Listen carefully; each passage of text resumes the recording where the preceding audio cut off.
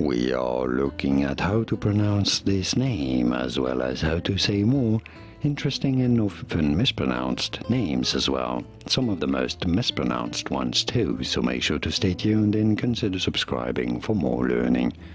How do you say it? Well, there are different ways of pronouncing this, all of which are in between the two main different ways, in English at least, as Daniel, Daniel, which would be more the British English pronunciation with a clear R sound at the beginning, Daniel, or a more American English pronunciation as Daniel, Daniel in American English, or Daniel in British English, and you'll have different people saying the R sound a little differently, from the very open R sound to the closer R sound.